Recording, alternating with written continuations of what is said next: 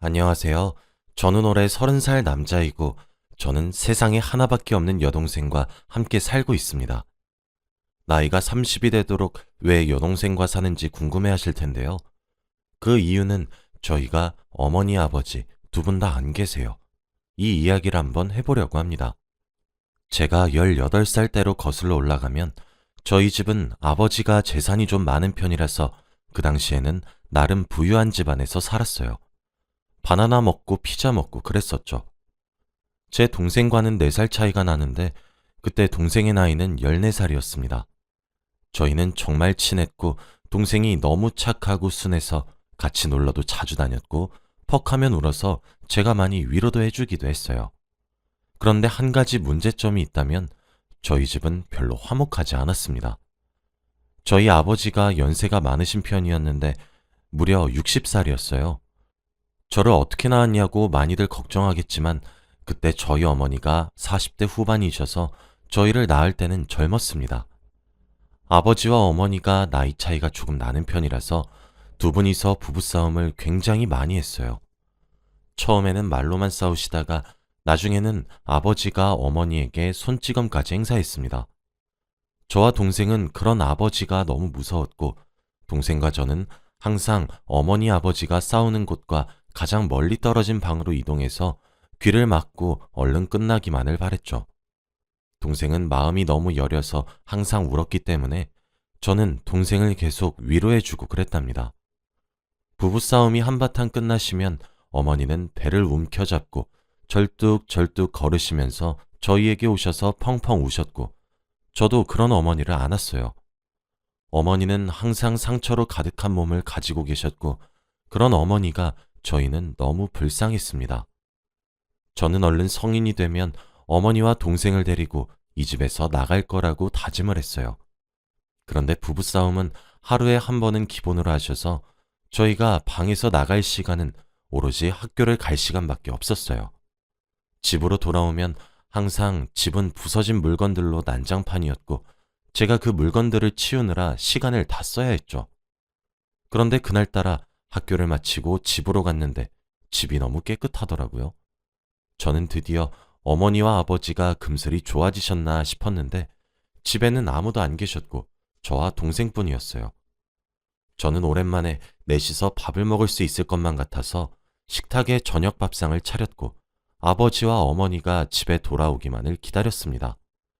그런데 집에는 아버지와 함께 모르는 여성분이 같이 들어오시더라고요. 그러곤 아버지가 인사하거라. 이제 너희 엄마 될 사람이야. 라고 하는 게 아니겠어요? 저희는 눈치껏 인사를 하긴 했지만 그 사람은 저희 어머니보다 훨씬 젊어 보였어요. 알고 보니 그 아줌마는 32살이었습니다. 아버지가 60대인데 그 아줌마가 30대라니. 그때 딱 알았죠. 저 아줌마는 저희 아버지를 사랑해서 만나는 게 아니라 저희 아버지 재산을 노리는 거라고요. 아무튼 제가 어머니 아버지와 함께 먹기 위해 차린 밥상을 모르는 아줌마와 먹게 되었고 저는 아버지에게 아버지, 어머니는 어디라고 제 말이 끝나기도 전에 아버지는 이제 그 이야긴 하지 말아라 라고 큰 소리로 말씀하셨습니다. 저는 도대체 무슨 일인가 싶었고 그때 아버지가 너희 엄마와 이혼을 하고 이 여자와 다시 결혼할 예정이니 이젠 이 사람이 너희 어머니다 라고 하시더군요. 저는 도저히 이 상황이 용납이 가지 않아서 자리에서 벌떡 일어나 항의했어요. 아버지, 이건 아니죠. 이유는 그렇다 쳐도 바로 다른 아줌마를 데리고 와서 대뜸 저희에게 어머니라고 하라뇨. 저는 절대 이 아줌마를 어머니라고 못 불러요. 재혼은 절대 안 돼요. 라고요. 아버지에게 맞을 각오를 하고 말했습니다. 그런데 제 예상과는 다르게 아버지는 아무 말이 없으셨고 알겠다라고 하시는 게 아니겠어요? 저는 예상치 못한 아버지의 반응에 조금 당황하긴 했지만 그래도 자식이라고 이렇게 제 의견을 존중해 주시는구나 싶었죠. 아줌마는 빈정이 상했는지 표정이 안 좋았고 나중에는 여보, 하며 애교를 떨며 아버지에게 음식을 먹여주더라고요. 아버지도 손과 발이 다 있으신 건강한 몸인데 아줌마는 반찬들을 아버지 밥숟가락 위에 올려주며 먹여주었습니다. 아버지는 그것도 좋다고 웃으면서 받아먹고 저와 동생은 그런 꼴사 나온 장면을 바로 앞에서 보고 있으니 도저히 밥이 넘어가지 않더라고요. 그렇게 저녁 식사를 대충 끝내고 저와 동생은 각자 방으로 들어갔는데 그 아줌마는 자기 집으로 돌아가지 않는 겁니다. 밤 10시가 되어도 가지 않았고 나중에는 저희 어머니가 입던 잠옷까지 자기가 걸치고는 저희 집을 유유히 걸어 다니더군요. 그러고는 마치 정말로 저희 집사람이 된 듯이 안방으로 들어가서 아버지와 함께 침대에 누웠습니다. 그런 뻔뻔한 아줌마의 모습에 너무 어이가 없었죠. 그러고는 말숙씨, 이리 와요. 라는 애교가 가득 담긴 아버지의 말이 들렸고 처음 들어보는 낯선 말투에 너무 당황해버렸죠. 저와 동생은 어머니를 어떻게든 찾고 싶었고 어른이 되면 집을 나가서 어머니와 함께 셋이서 살고 싶었어요. 그래서 틈만 나면 어머니에게 전화를 걸고 문자를 남겼는데 어머니는 아무런 답장이 없으셨고 결국 아버지에게 들통이 나고 말았습니다. 아버지는 저의 휴대폰을 빼앗아 가면서 제 연락처에 엄마라고 저장되어 있는 것을 보고 이젠 이 사람 네 엄마 아니라니까? 라며 휴대폰을 마구 집어던지셨죠. 저는 이중적인 아버지의 모습에 소름이 끼쳤지만 반항하지 않았고 아버지는 얼마 뒤 새 휴대폰을 사주셨습니다. 저와 동생이 아버지의 재혼을 반대하니 아버지는 그 아줌마와 동거를 시작했어요. 그 아줌마는 저희 엄마의 옷과 액세서리 가방을 착용하면서 진짜 아버지의 아내가 된 마냥 행동하고 다녔습니다. 저는 그 여자를 단 한 번도 엄마라고 부른 적이 없었는데 어느 날은 저와 동생은 학교를 다녀와서 집으로 돌아왔고 아줌마가 주방에서 요리를 하고 있었어요. 제가 아줌마 학교 다녀왔습니다 하면서 인사를 했는데 그 아줌마가 엄마라고 부르렴? 라고 하길래 네? 라고 했죠. 한 번도 아줌마라고 부를 때 뭐라고 한 적 없었거든요. 나 이제 집 안주인 될 사람인데 그럼 너희 엄마가 되는 거잖니? 앞으로는 나를 엄마라고 부르렴. 너희 아빠가 언제까지 너네 편 들어줄 것 같냐? 곧 나랑 너희 아빠 사이에서 아기 만들 거니까 너흰 이제 이 집에서 찬밥 신세 될 거야. 아줌마의 말에 동생은 펑펑 울었고 저는 아줌마가 요리하고 있던 그릇을 던졌습니다. 그런데 접시가 깨진 소리에 방에 계시던 아버지가 나와서 화를 내셨죠. 야, 너 뭐 하는 거야? 어디서 그런 버릇없는 행동을 해? 그런 거 누가 가르쳤냐? 여보, 나 애들 보기 너무 힘들어. 아이들이 나를 너무 싫어하네. 계속 자기 엄마 보고 싶다면서 날 엄마라고 부르기 싫대. 저는 갑자기 아버지가 오자 우는 연기라는 아줌마가 너무 소름 끼쳤고 아무 말도 할 수 없었습니다. 아버지가 방으로 들어오라고 해서 끌려가는 도중에 아줌마의 얼굴을 보았는데 미세하게 웃고 있더라고요. 그렇게 아버지의 서재로 가서 저는 회초리로 맞았습니다. 제 감정 따위는 아랑곳하지 않고 아버지는 화만 내셨어요. 너 그렇게 행동하면 아빠가 욕먹는 거 몰라? 네 엄마가 그렇게 가르치디? 앞으로는 최말숙, 저 사람이 네 엄마란 말이다. 언제까지 엄마 보고 싶다고 찡찡대는 어린애처럼 살겠다는 거야? 라면서요. 저는 울지도 않고 가만히 고통을 참으면서 아무 대답도 하지 않았어요. 아버지는 나이가 있다 보니 때리는 것도 힘이 드셨는지 몇십 분 뒤 그만두셨고 저는 방으로 들어가 문을 잠그고 펑펑 울었습니다. 너무 서럽고 어머니가 보고 싶었거든요. 당장 이 집에서 나가는 게 제 삶의 목표가 되었습니다. 그날 이후로 아줌마는 집에서 살만해졌는지 아버지가 준 용돈으로 비싼 명품 쇼핑도 하고 친구들을 불러 집에서 놀곤 했어요. 저와 동생은 집에 오면 항상 아줌마 지인분들이 있었기 때문에 방으로 바로 올라가야 했고 아버지는 밖에서 일을 하고 계셨기 때문에 이 상황을 전혀 모르셨죠. 그런데 어느 날은 집으로 들어갔는데 낯선 남자와 눈이 마주쳤습니다. 저도 처음 보는 남자였는데 젊은 사람 같았어요. 나이는 아줌마와 비슷해 보였고 제가 거실로 들어가니 아줌마와 그 남자는 당황하더라고요. 다른 것은 다 이해를 했지만 아버지를 두고 다른 남자와 저희 집에서 대놓고 바람을 피우다뇨. 저는 얼른 아버지에게 전할 생각을 하고 있었는데 아줌마가 제 손목을 끌고 다락방으로 들어갔어요. 너 오늘 본 것들 네 동생이나 네 아빠 귀에 들어가면 당장 이 집에서 내쫓을 줄 알아? 제가 집에서 쫓겨나는 걸 무서워할 것 같으세요? 그냥 다 말하고 집에서 쫓겨나서 저희 엄마랑 동생이랑 같이 살게요. 너네 엄마 어디 있는지 아니? 저는 멈춰서서 이야기를 계속 들었어요. 너 오늘 얘기 아무한테도 말 안 하면 너네 엄마 어디 있는지 내가 말해줄게. 나도 내 남편 전처가 어디 있는지 안 알아봤겠니? 그러니까 엄마 보고 싶으면 조용히 입 다물고 있는 게 좋을 거야. 라고 한 뒤 다락방을 나갔습니다. 저는 아버지가 그 여자의 진실을 알게 되는 것도 중요했지만 어머니를 만나는 게 더 중요했기 때문에 아줌마의 말을 믿기로 했어요.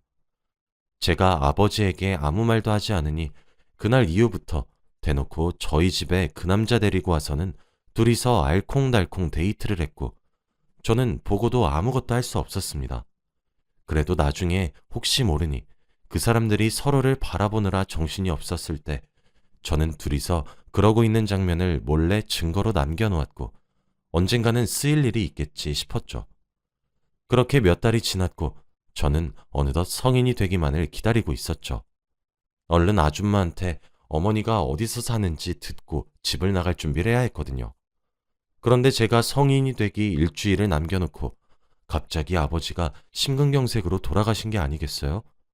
저는 너무 놀라서 아줌마의 연락을 받고 동생과 집으로 달려갔는데 아버지는 침대에 누워 계셨고 아줌마는 아버지의 손을 잡고 펑펑 울고 계셨습니다. 다른 남자를 만났으면서 저렇게 연기를 하고 있는 그 사람의 모습이 너무 역겨웠네요. 그때 아줌마가 불렀던 구급차가 왔고 저희는 병원으로 이동했죠. 아줌마의 말에 의하면 아버지와 함께 방 안에 있는데 갑작스럽게 심장을 부여잡고 쓰러졌다고 했어요. 저는 아줌마가 의심스럽긴 했지만 아무런 증거 없이 섣부르게 판단하면 안 됐죠. 아줌마는 아버지가 나이가 조금 있으셔서 일찍 가신 것 같다고 그랬어요. 저는 아버지를 부검하기 원했고 부검 결과가 나오려면 시간이 걸렸습니다. 그동안 장례를 끝내고 아버지 전문 변호사가 저희 집에 와서 아버지가 갑작스레 죽을 것을 대비해 남겨두신 유언장을 읽어주셨어요. 나의 모든 건물, 토지 재산들을 내 동거녀 최말숙에게 양도한다 라는 내용이었습니다. 저는 너무 놀라서 네? 라고 했는데 그때 아줌마의 표정은 굉장히 흡족해 보였고 기뻐 보였죠. 아줌마는 아버지의 재산을 노리고 저희 집에 들어온 것이 맞았던 거고 그 많은 재산은 평생 써도 남는 수준이었기 때문에 너무 화가 났습니다.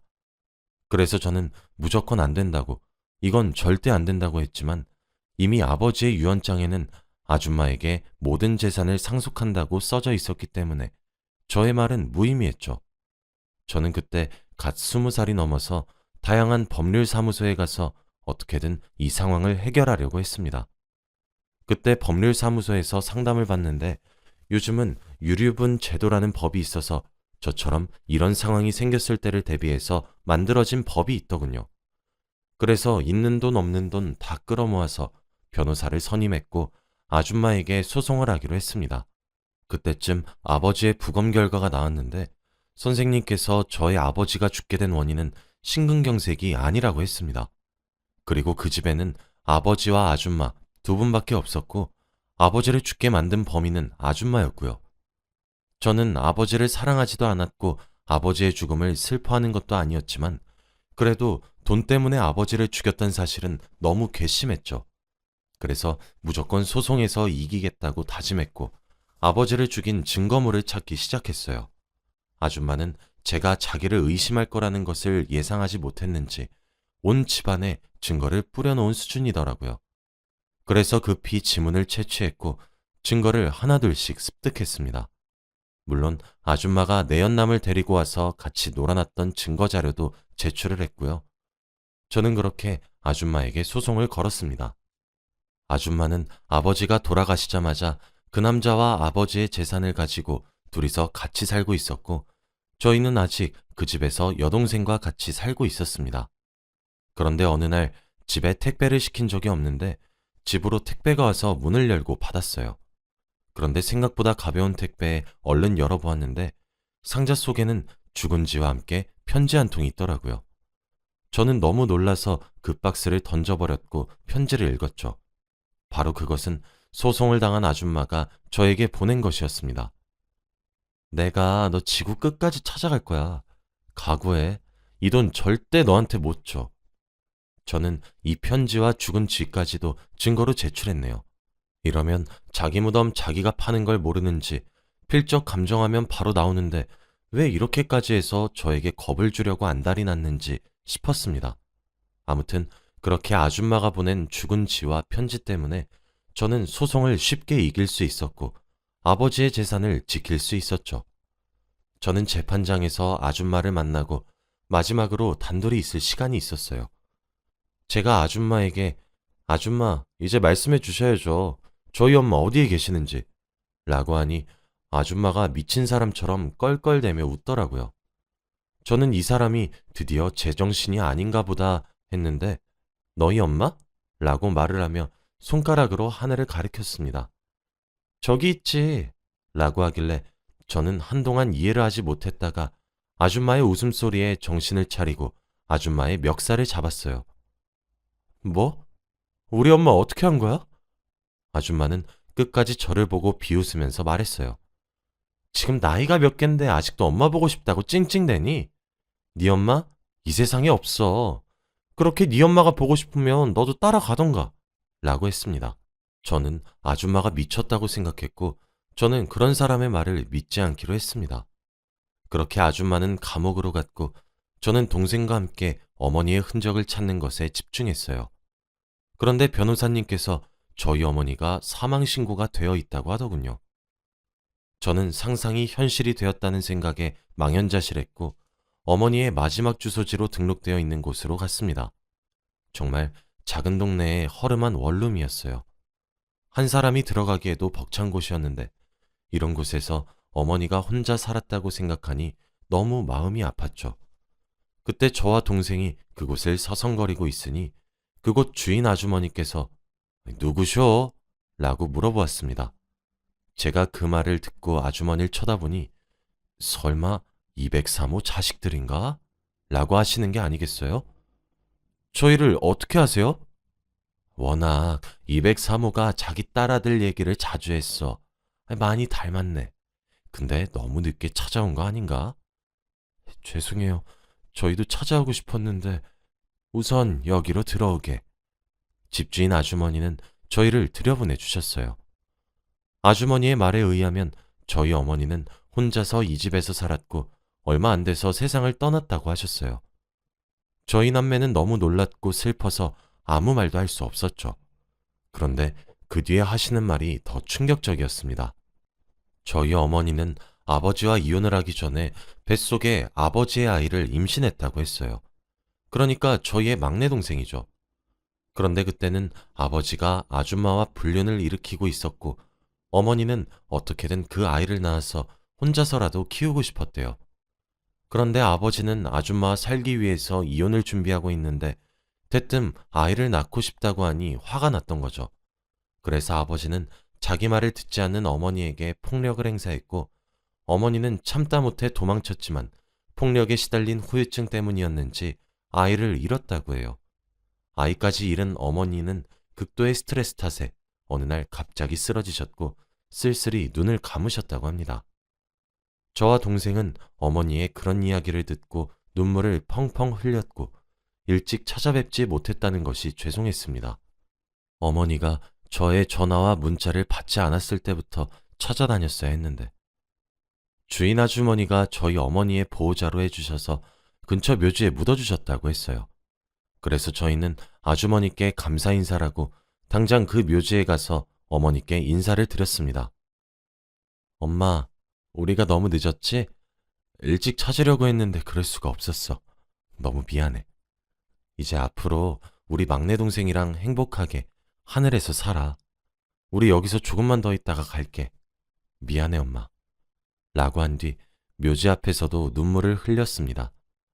저와 동생은 아버지의 재산을 상속받아서 돈 걱정은 없이 살 수 있었고 집도 저희끼리 살고 있지만 엄마가 너무 그리운 건 어쩔 수 없네요. 이렇게 큰 집에 저희 둘이서만 있는데 공허하긴 하지만 괜찮으려고 노력합니다. 아무래도 이런 일을 겪다 보니 새로운 가족이 생기는 건 조금 꺼려하고 있어요. 아직은 여동생과 둘이서 사는 게 더 좋습니다. 제 이야기는 여기까지입니다. 들어주셔서 감사합니다.